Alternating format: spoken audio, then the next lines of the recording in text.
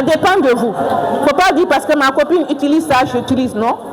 Moi, je préfère utiliser ça parce que ça me convient, je suis à l'aise, alors j'utilise. Mais ce n'est pas dit qu'on utilise tous les mêmes choses de la même commandée. Et ce n'est pas du tout très sanitaire pour vous. C'est très important. Donc quand tu sais que tu as tes règles, tu peux garder. Si tu veux à la maison, tu peux déposer et jeter. La contamination peut se faire là-bas aussi. Et là, tu auras des problèmes. À d'autres peuvent faire 3 ou 4 mois sans avoir d'enfant. Est-ce que c'est dû à une maladie ou d'autres choses? C'est en fait à ses besoins spécifiques. Toi, tu peux par exemple entendre tes règles, tu n'as pas envie de manger telle sauce. Ce n'est pas le cas chez ton ami.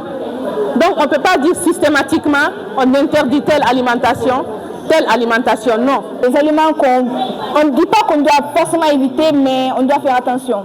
Par exemple, les boissons gazeuses, il faut vraiment éviter. Les boissons aussi qui sont très glacées. Par exemple, l'eau glacée, trop de sucre, il faut éviter parce que ça irrite le ventre et ça donne beaucoup plus de maux de ventre, vous comprenez? Et les aliments aussi qui sont trop salés. Donc, c'est ce que j'avais à ajouter sur ce que la dame a dit. Merci beaucoup. Quand vient, il faut qu'il trouve un lit où s'asseoir, où grandir, où manger.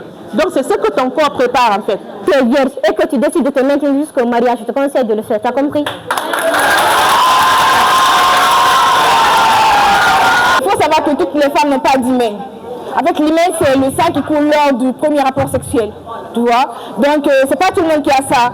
Et la plupart du temps, nos familles africaines, quand une fille ne saigne pas pendant le rapport avec son mari, elles prennent ça pour, je sais pas, elles disent que non, la femme n'était pas vierge ou tout ça. Juste qu'ils ne sont pas assez instruits. C'est pourquoi on doit faire beaucoup de sensibilisation. Parce que toutes les femmes n'ont pas d'hymen. Toutes les femmes ne saignent pas pendant le premier rapport sexuel, vous voyez. Donc c'est tout à fait normal quand vous ne saignez pas lors de votre premier rapport sexuel. C'est pas comme si vous étiez déjà déviergé ou quelque chose du genre. Non, pas du tout. C'est ça. C'est bon? Oui. Merci beaucoup.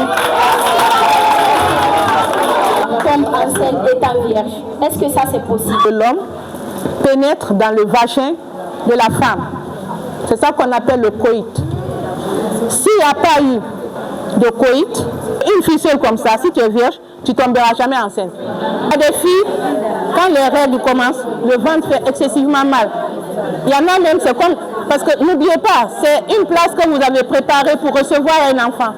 Donc quand la place n'a pas été utilisée, le corps rejette. Donc ça rejette.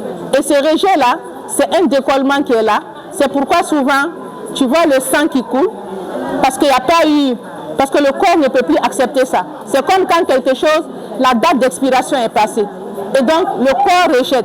Maintenant, pendant ce temps-là, il y a des douleurs qui peuvent survenir. Il y a des filles même, on dirait qu'elles vont accoucher.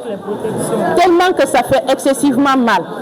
Et donc, ça veut dire que quand c'est comme ça, la première des choses qu'il faut faire, si tu n'as rien d'autre, aucun moyen, c'est de pouvoir prendre une serviette un peu chaude là, tu mets sur ton ventre pour calmer un peu la douleur. Maintenant, quand ça te fait trop mal, il faut consulter. Parce que ça permet de te faire une prescription qui correspond à ton besoin. Parce que là, il faudra qu'on te pose certaines questions. Est-ce que c'est tout le temps que ça te fait mal? Comment est la douleur? Est-ce que c'est sous forme de spasme? Est-ce que c'est sous forme de douleur qui est là en permanence? Parce qu'il y a aussi, on n'a pas peut-être trop parlé de ça, il y a ce qu'on appelle l'endométriose. Donc ça aussi, c'est des filles qui souffrent de ça. Quand elles sont à règle, c'est tout l'utérus qui est enflammé. Et donc là aussi, ça fait excessivement mal.